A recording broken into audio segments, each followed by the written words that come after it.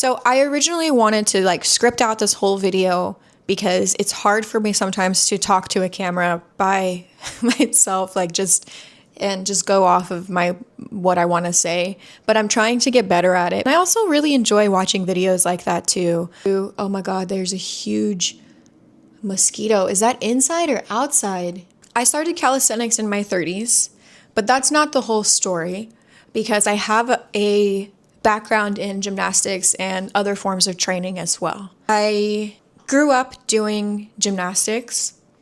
I did gymnastics from age 6 to age 13. And then I took a small break and I did cheer, which I hated. I did dance, which I hated. And then I did tumbling. And then I went back to gymnastics when I was 16 and did not have a good experience because I wasn't training in a healthy way. I didn't really have a lot of support emotionally or knowledge really to train better or train smarter. So it was honestly not great. And my body hurt. I felt broken constantly. It didn't last very long. I think I did gymnastics when I was 16 for like 6 months or so. And then I pretty much stopped altogether. I stopped doing gymnastics. I stopped training from like 17 until I was in my mid-20s because I just fell out of love with working out and training and all of that stuff. I just didn't see the point in it. I was pretty lost overall, just like being in my like late teens, early 20s. I had no idea what I was doing with my life. But the reality is that gymnastics was my first love. I was obsessed with gymnastics. I mean, you want to talk about special interest. I mean, it was for sure a special interest of mine. And like, it does remain a special interest of mine to this day.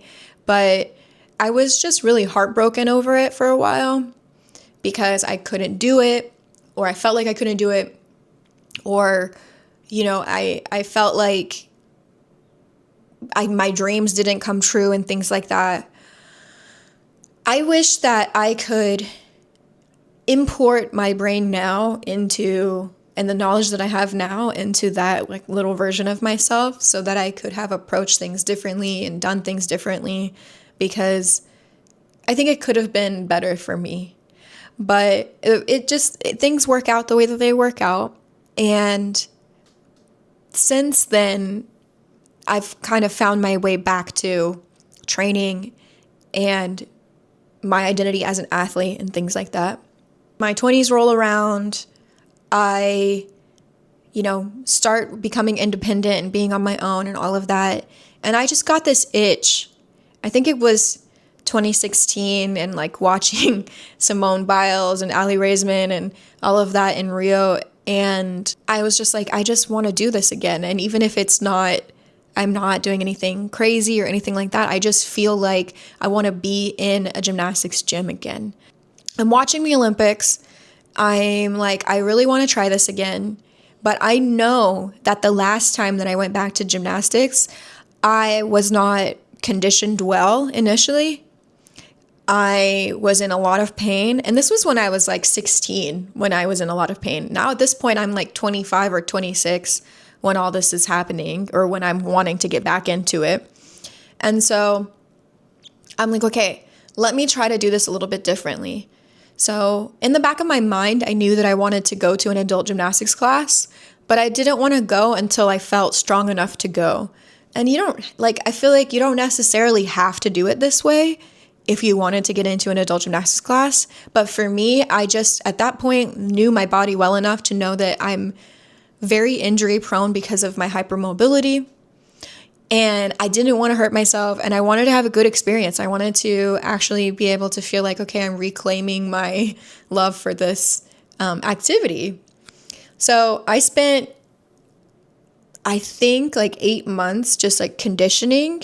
I would call it gymnastics conditioning, which is basically calisthenics.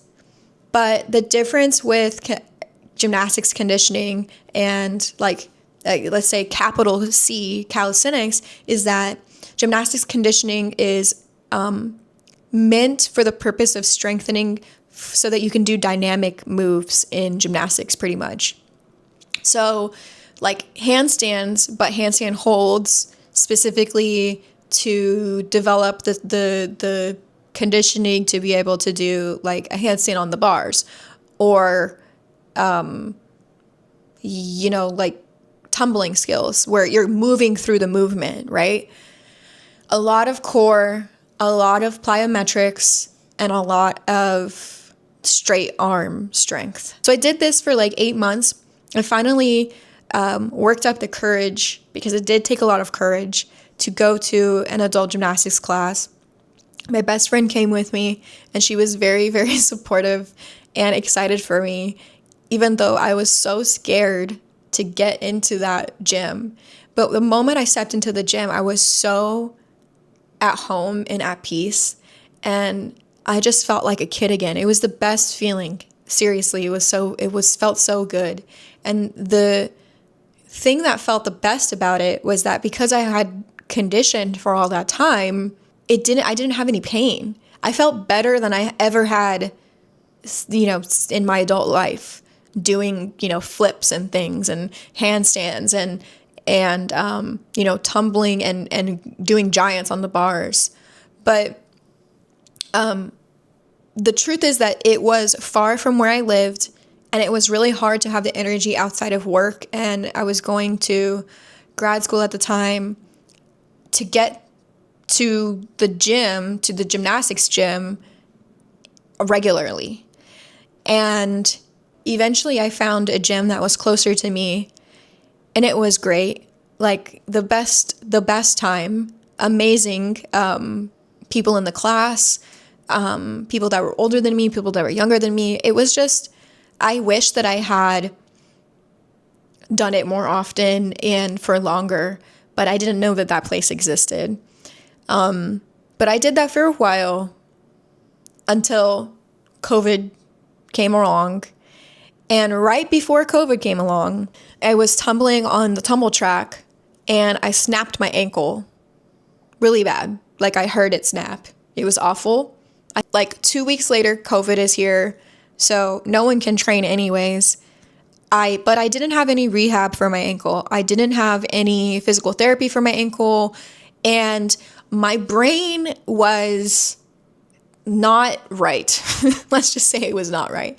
Because I went to the emergency room, and the emergency room told me basically, they gave me the RICE method, which is rest, ice, compression, elevation. And I did that, but everybody kind of was like, well, it's just a sprain, even though I knew in my heart that it was a really bad sprain. I had sprained my ankle many, many, many, many times before that because of the hypermobility. Just walking down the street, I would roll my ankle. Sadly, that's the way that it was for me. So I knew it was a bad one, and I knew that, I needed more time, but mentally I let myself kind of give in to what everybody else was saying about it. And so I was like, well, it's just a sprain, just a sprain, just a sprain. So I basically started training again right away as far as like, this conditioning goes, from home. And it just became chronic pain, and it was bad. Like I would wrap my ankle and stuff and all of that, but I wish I would have approached it a little bit differently. I don't know if it would have ultimately had a different result, but just learn from my lesson. If you know your body, you know your body. So, but yeah, so then COVID happens. I'm training from home. And during this time, I'm looking for resources online for like different ways of training and conditioning. And I do start to see some calisthenics people, and I do start to see some cool, different different calisthenic skills and different ways of training, and became aware of this sport at that time. I didn't really get into it because, again, my goals were I still was like, I want to do gymnastics. I'm not a calisthenics athlete. So it was still with an asterisk of, I'm doing this because I want to do gymnastics. I want to do adult gymnastics. And then in 2021, I ended up doing an adult gymnastics competition with my messed up ankle.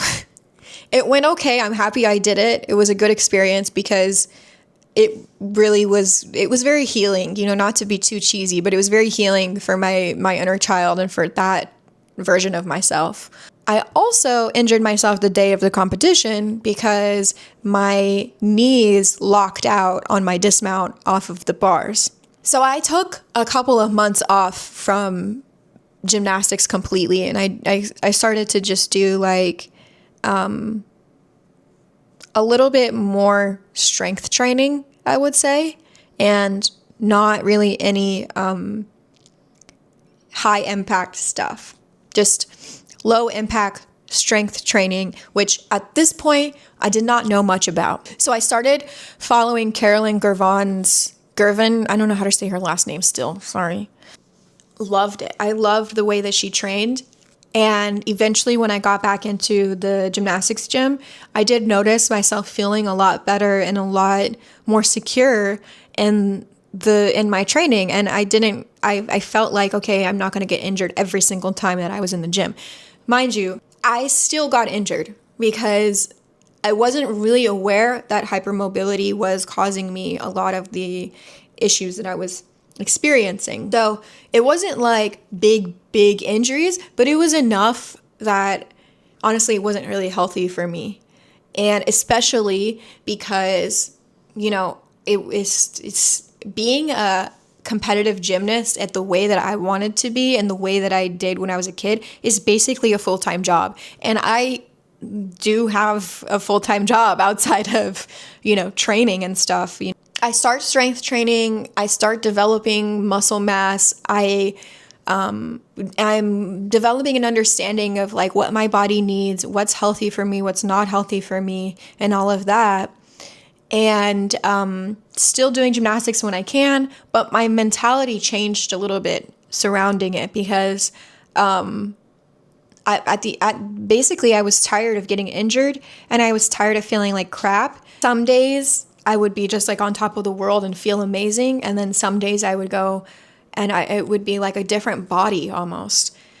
Come to find out now, like I understand why that's happening. I understand what hypermobility is. I understand that I probably have Ehlers-Danlos syndrome, but at the time I just didn't know, and it was just like such a mental game. I felt like my body was gaslighting me because I knew that I could do it sometimes, but other times I just couldn't do it. I like had a serious discussion with myself, a serious like brainstorm sit down with myself where I was just thinking like, okay, what am I going to do? Like seriously, what am I going to do? Okay, well, maybe I can get into calisthenics because it's a lot more accessible. I don't have to drive super far to, do calisthenics. I can do it at home. I already can do handstands. I can do push-ups. I can do a couple of pull-ups. Like, so I just was like, okay, this makes sense. It was the most logical thing to get into after taking a step back from gymnastics. So that's how I got into it. And I do think that I got into it at the right time for me personally, even though, I'm in my 30s. But I think that there's no real wrong time to get into calisthenics. And I think that sometimes social media makes people believe that you have to be a certain age or you have to unlock skills by a certain age or whatever. But I just think that that's really immature, truthfully. Like, I think that you don't have to limit yourself. For me, calisthenics is a very happy medium between gymnastics and just regular training. If you want to do something, you shouldn't let your age or like your like fear of being a beginner stop you from trying.